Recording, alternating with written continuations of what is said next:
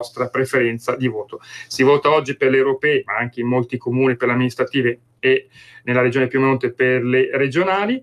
Dalle ore 7 alle ore 23 potete recarvi al seggio per esprimere la vostra preferenza tracciando la croce sul simbolo del partito il partito preferito. Vi ricordo soltanto di quando intervenite in radio di non dare indicazioni di voto, visto che c'è la par condicio dalle 24 di venerdì è scattato il silenzio elettorale.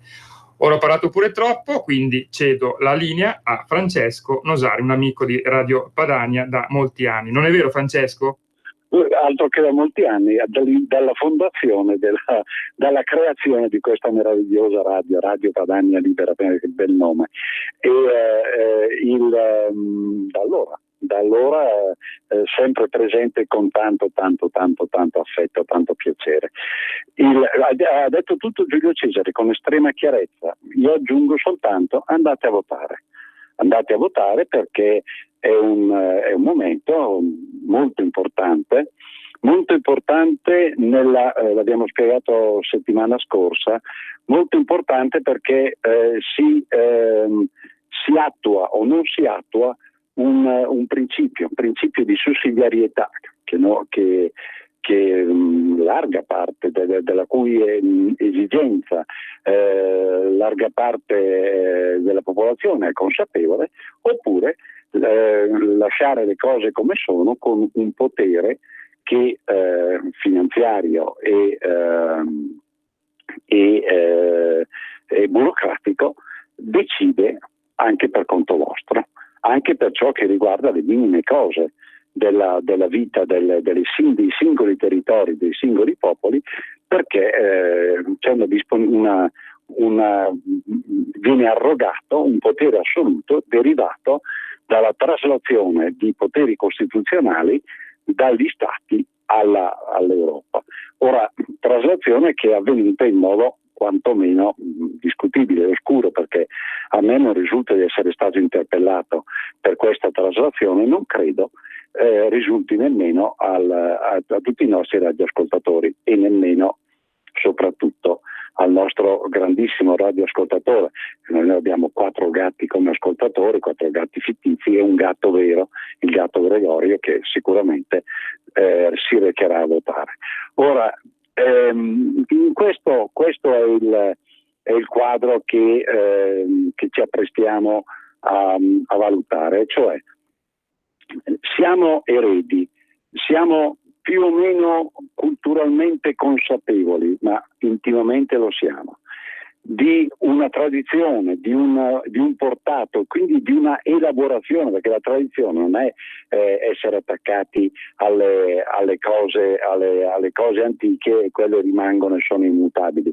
La tradizione si è formata attraverso i mutamenti, anche adesso ci devono essere mutamenti, mancherebbe altro, devono esserci, ma devono essere graduali, devono essere compatibili.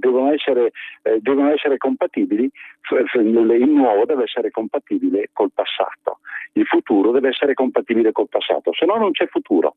Se non c'è consapevolezza del passato non ci può essere nemmeno futuro, ma è una cosa ovvia per tanta gente, quasi tutti i nostri radioascoltatori, i nostri 4 gatti di sicuro. Perché il detto natura non facit saltus, cioè la natura stessa non fa dei balzi, perché i balzi creano delle rotture.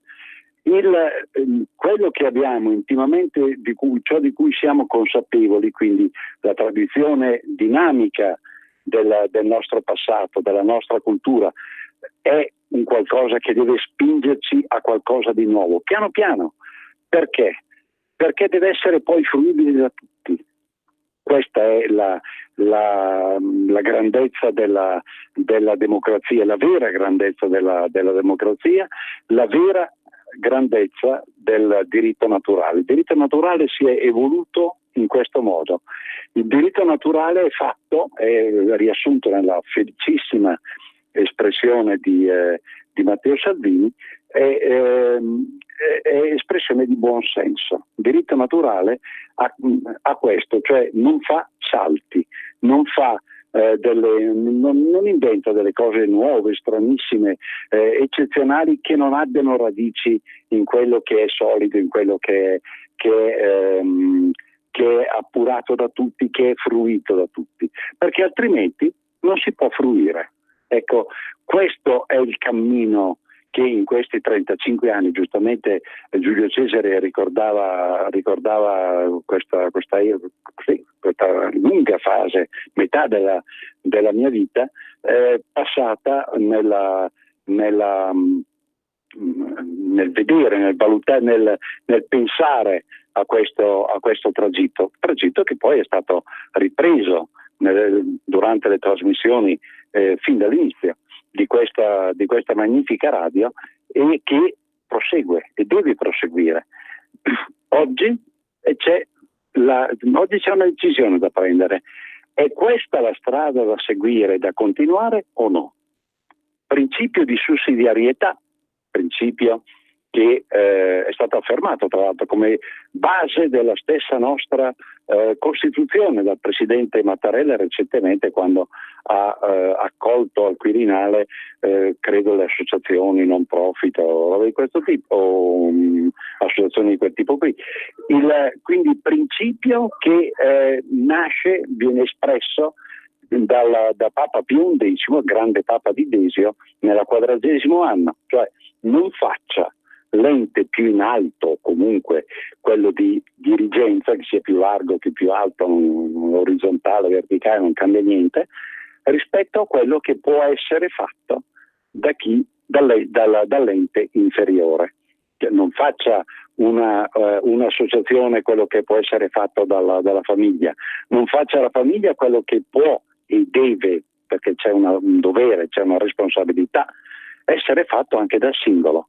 Questa è il modo in cui, è la modalità con la quale si è evoluta, si è sviluppata e si è creata la nostra civiltà che ha avuto espressioni di altissimo livello, quindi ha dato buoni risultati pur nei difetti, nelle manchevolezze, negli errori, e che comunque si impone come di valenza globale nel senso in tutta l'orbe terracqueo.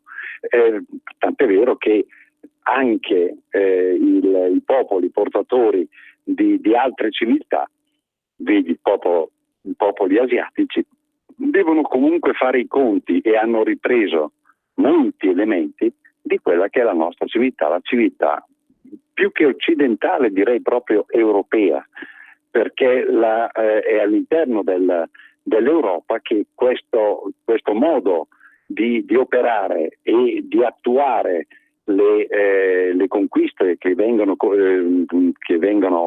si affermano giorno dopo giorno, vengono condivise. Questa è la condivisione, cioè laddove tutti operano per ciò che al massimo possono fare, laddove non possono arrivare, con umiltà e con senso delle proporzioni, lo affidano a qualcuno di superiore, a chi ne è competente e responsabile. Questo sistema si è rotto e si è arrivati da un lato alla irresponsabilità, perché vorrei sapere in quale modo le strutture, le istituzioni dell'Unione Europea rispondono e sono responsabili rispetto a quello che soffrono e è stato causato a intere popolazioni dell'Europa, vedi la Grecia ma vedi anche noi. E dall'altro lato si è rotto e ha creato un senso di appiattimento all'interno dei nostri popoli. Ora pensate a un dato a cui noi guardiamo con estrema attenzione. Non è un caso che nelle scuole sia stata compressa, siano stati compressi gli studi sia di geografia che di storia. Per quale motivo? Motivo molto semplice, perché nel momento in cui c'è una conoscenza e un'attenzione per la territorialità da un lato e per la le vicende storiche, che è storia anche quella delle singole famiglie, è sempre una grande storia, quella di ciascuna famiglia. Ricordate, pensate intanto, andate a rivedere chi era vostro nonno, bisnonno, Trisavola, dove veniva, cosa facevano. È molto importante, perché se si annacquano queste risorse, sono vere e proprie risorse, mica altre, se si annacquano queste risorse si perde consapevolezza, si perde individualità, è più facile l'omologazione. E l'omologazione, che è tipico risultato da conseguire da parte di sistemi totalitari, e questo è un totalitarismo finanziario e burocratico, è un'ennesima faccia del marxismo, né più né meno. Ora, questo totalitarismo che cosa fa? È ciò cui aspirano i sistemi totalitari e, come tali, è l'anticamera della schiavitù.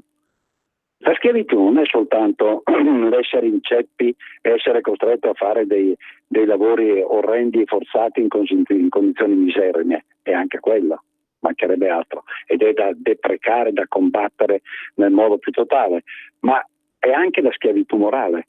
È anche la schiavitù, il non avere certezze nella vita. Pensiamo ai nostri giovani, ma sarà possibile, questa è una cosa addirittura clamorosa, sarà possibile che i nostri giovani preparati, perché sono preparati perlomeno in alcuni ambiti, l'ambito che conosco io qui nel territorio nord italiano, sarà possibile che i nostri giovani trovino apprezzamento in tutte le regioni d'Europa, dove vengono anche lautamente corrisposti. Facevo l'esempio dei miei familiari, il 70% dei nostri ragazzi, figli di cugini, eccetera, è all'estero o lavora per l'estero. Vengono apprezzati là, al di là delle Alpi, e poi alla fine rimangono là, e qui da noi no. Prescindiamo dal fatto che vengano sostituiti da chi non è qualificato. Francesco, scusa, abbiamo Tina Aguilari solo per un saluto, visto che è rappresentante di lista ai seggi. Ah, bene. Pronto? Ciao Francesco, e un saluto a tutti i radioascoltatori. Buona acqua, perché qui dobbiamo curarci quello. Qui il tempo non piove, il tempo è uggioso. Qui sta riprendendo purtroppo. Sì, per cui lì sta riprendendo, quindi il tempo un po' così. Qui diciamo che sono qui al seggio, il seggio di via Anselmo da Baggio, Milano. No, sono stati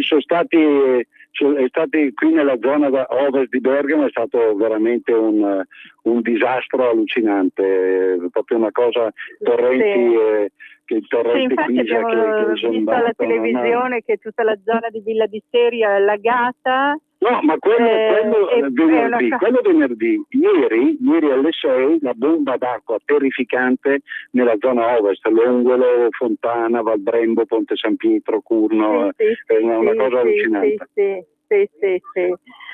Insomma, io comunque, dato che sono al lavoro, quindi è un dovere, saluto i radioascoltatori e dico mi raccomando. Mi raccomando e basta. Esatto, mi raccomando e basta. Okay. Un saluto e un abbraccione grosso a tutti. Dicevo che è l'anticamera della schiavitù.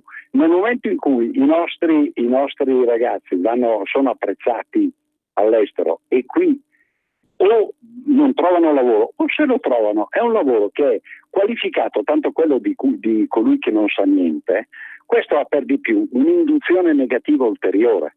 Guardate che in questo c'entra la scelta che farete oggi, c'entra molto e molto. Perché? Perché nel momento in cui quello qualificato che viene apprezzato all'estero qui viene appiattito allo stesso livello di colui che ha studiato poco, che sa poco, che cosa induce?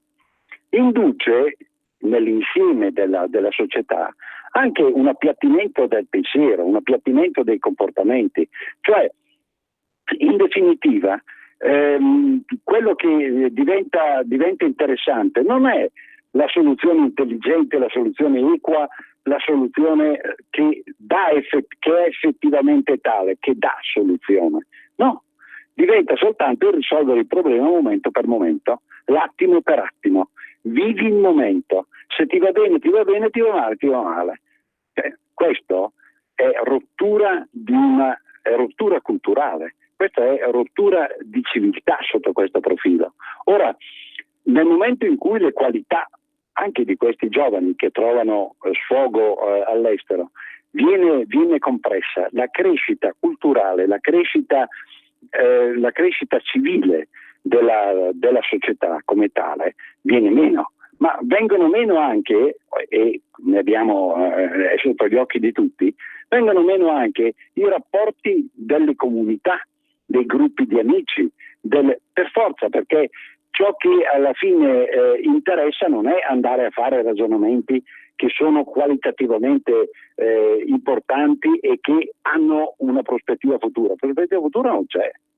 Non c'è perché l'appiattimento non impedisce, per sua stessa motilità interna, per il fatto che si assesta all'interno, impedisce il produrre spunti, modificazioni. Perché? Perché modifica lo stagno, e lo stagno è stagno.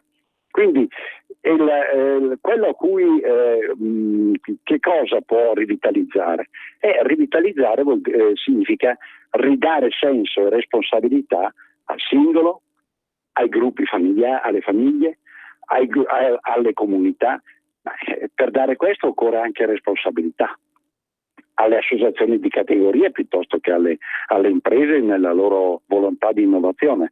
Ma è ovvio che nel momento in cui io coltivo i cetrioli che non sono della dimensione dell'Unione, che è voluta l'Unione Europea, o dei cetrioli che sono buoni ma li posso mangiare, è assurdo che li debba buttare via, non li possa commerciare, non li possa vendere al mercato. Cioè, ma questo che cosa significa? Significa che l'alto, in violazione del principio di sussidiarietà, viene a incidere su ciò che non gli compete. Quindi oggi votiamo per una incompetenza che non tolleriamo più, o ex adverso, perché riteniamo che comunque all'alto debba competere tutto. Ma nella storia del pensiero questo significa totalitarismo, o comunque una via per il totalitarismo. È una scelta che si deve fare, e non è la scelta fra lo giochino della lunghezza di 5 cm piuttosto che di 7, non è quello è l'effetto devastante, quello che vedono tutti. È una scelta proprio fra responsabilizzare di nuovo gli enti intermedi, quindi le comunità, perché le comunità poi nel loro assieme formano la società, le comunità, le famiglie, il singolo, responsabilizzarlo e premiarlo, cioè lasciarlo fare, lasciarlo libero da un lato, o dall'altro aspettare che a tutto provveda un ente che nemmeno è distinguibile, nemmeno è chiaramente comprensibile, il quale tutto decide. Questa è la scelta culturale, puramente culturale, che poi sulla base della quale si verrà espresso o non espresso il voto. Non espresso anche perché molti, non avendo chiaro il problema, che noi abbiamo cercato di chiarire in tutti questi anni, non avendo chiaro il problema, si ritirano e dicono vada come vada, sto sulla sponda del fiume e aspetto che passi il cadavere per capire. Francesco, siamo arrivati ai saluti. Siamo arrivati ai saluti. Io per giunto saluto Giulio Cesare, che è un grande regista da anni, grande amico. Saluto i nostri 4 gatti e soprattutto il gatto Gregorio, che certamente andrà a votare. Viva l'Europa dei popoli, viva l'Europa dei popoli nel senso responsabile che abbiamo detto. Viva il Lombardo-Veneto, e un abbraccione grande da amici, come siamo da sempre stati, a Matteo. Avete ascoltato Centro Roma.